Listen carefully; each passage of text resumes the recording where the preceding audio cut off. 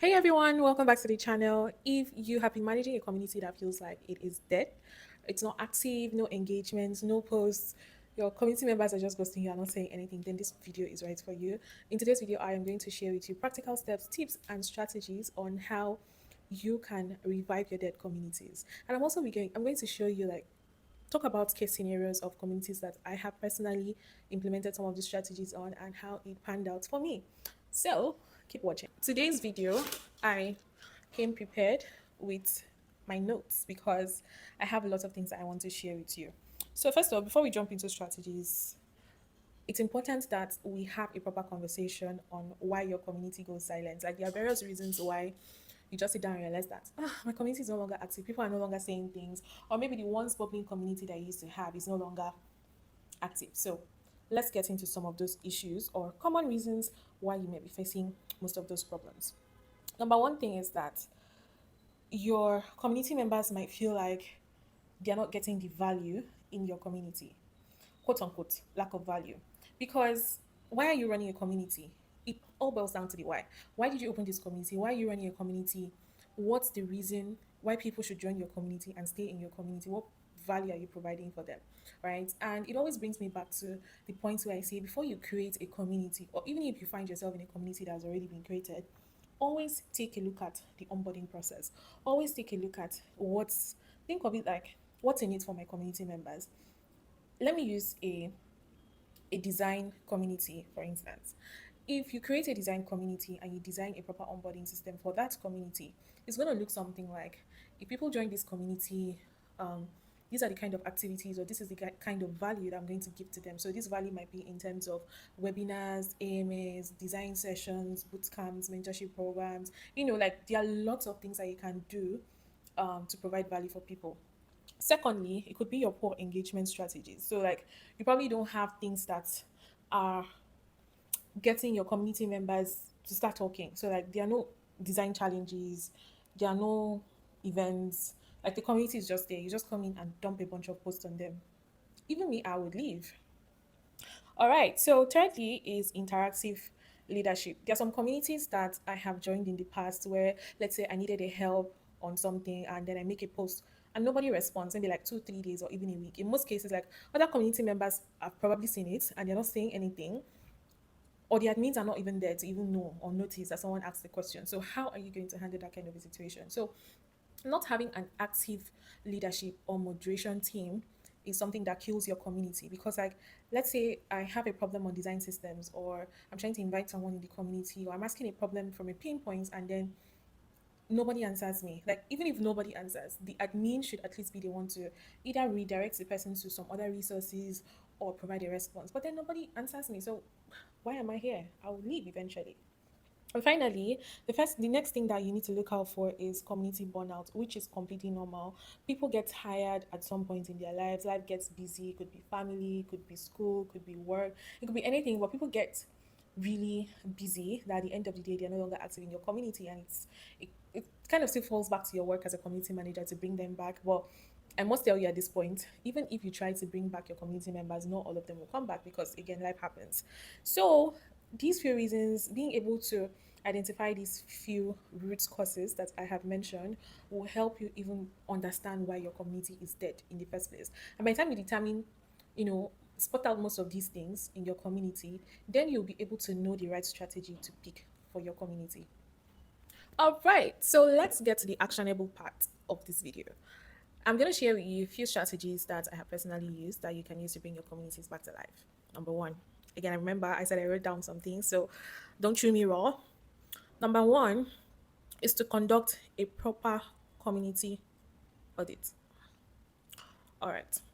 Now, your community audit requires few or many things depending on the kind of community you're running. So, for instance, the announcements or the contents that you've been able to put out as a community manager in your community, what kind of contents performed well, which ones didn't perform well, um, what channels or what kind of topics are people talking about more, at what times of the day do people get active. So like general audits, you can just Google it or chat GPT it and ask ChatGPT, oh, I want to audit my community of XYZ.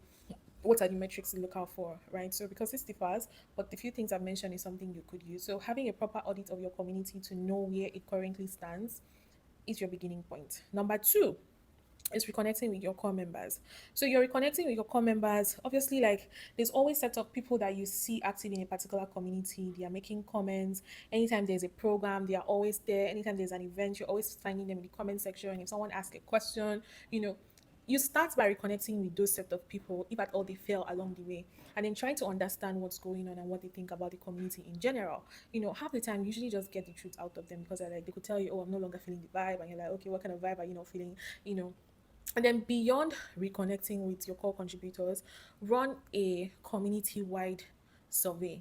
So you might want to like randomly reach out to community members individually, or you might want to launch a survey just to ask questions and figure out what's going on, what people think you can do to make the community active for them. You know, like there's just so many things you can do. There are various ways you can approach it. Again, it depends on the size of your community and the type of community. You might want to ask maybe through an open question on the channels, and people can just drop their feedback, or you create an anonymous form. But depending on what works for you, having that thorough feedback loop where you collect feedback from your core contributors and the general community, just to give you an idea of, you know, what's going on in the community, and you know what people are really looking forward to.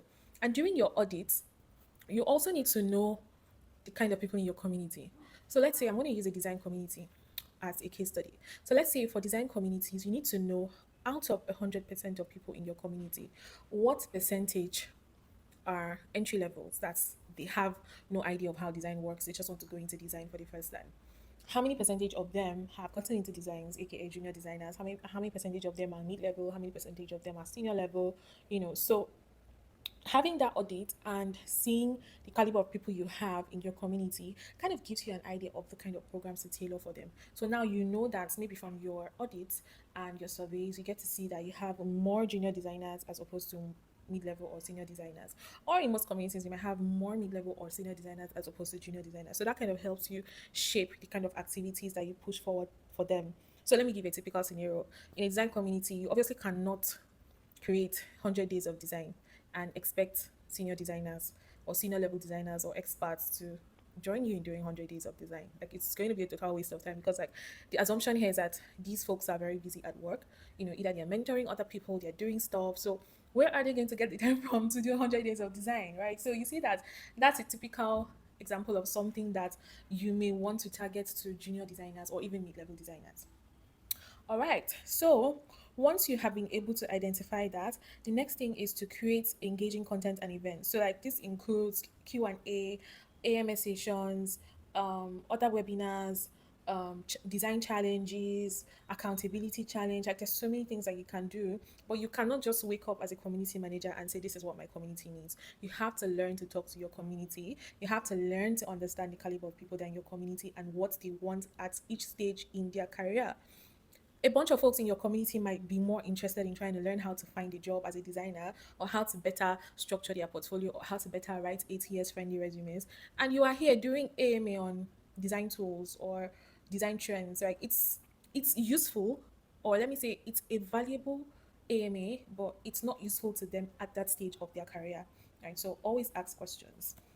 All right. And also, you need to reintroduce community leadership. Sometimes some communities get so big that you get so overwhelmed as a community manager to respond to every query or try to figure out what people need.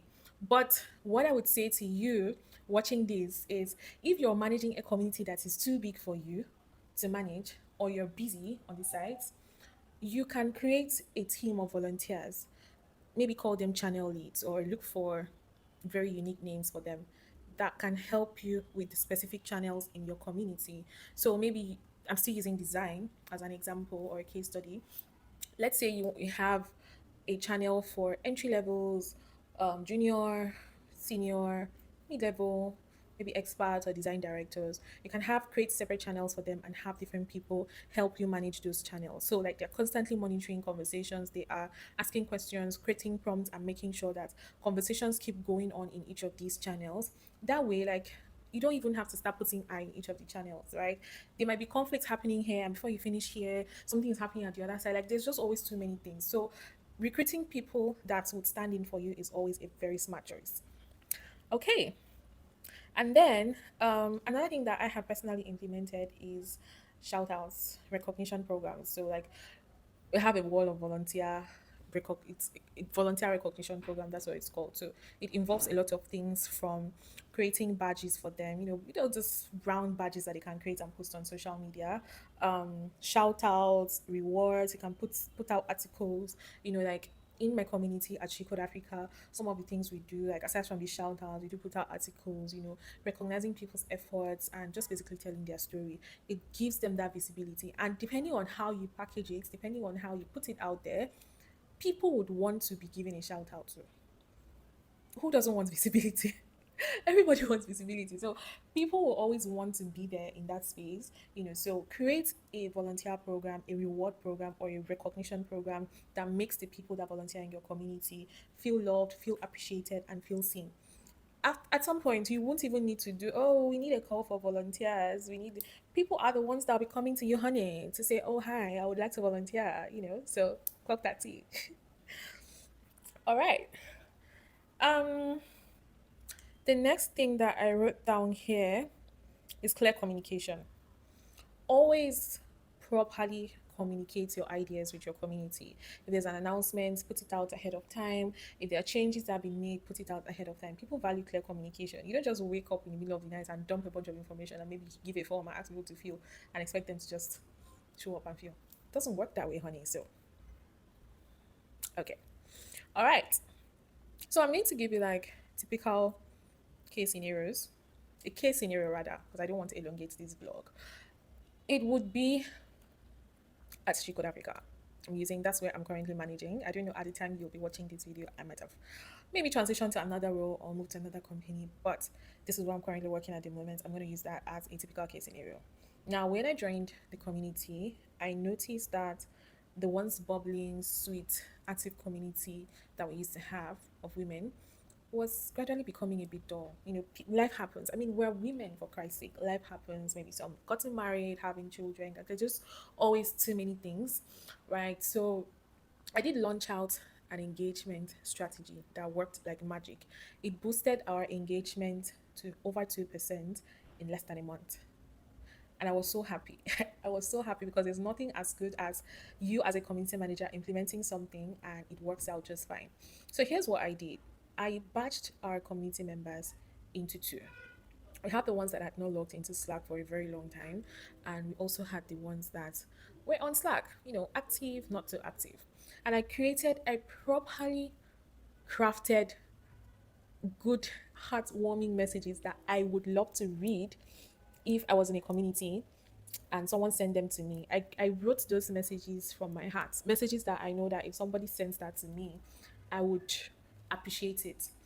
So I wrote two sets of messages for the active, for the inactive, and I rolled out email campaigns to reach out to people. I sent to the ones that were active, I sent to the ones that were inactive. And boy, did I tell you, the amazing comments and feedback that I got from those messages, it was a lot. From people putting it out there on social media, commending me for that, to getting lots of email responses, to our Slack engagements boosting back up to over 2+%. Like, I sat down, I was like, what? I thought that sometimes like people don't read these emails, but they actually do, especially when you address these emails to them and probably address a particular pain point. So like that's one of the strategies that I implemented and it worked like magic for me. So like reach out to your community members, let them know that you care. It doesn't end at you dumping a bunch of activities on them and expecting them to always flow with it. Sometimes just randomly reach out just because you care or just because you want to check up on them and not because you want them to come back and start talking on the channel. Right. So these are the key takeaways from our video. First of all, you need to understand why it went quiet. Secondly, you need to audit your past engagement.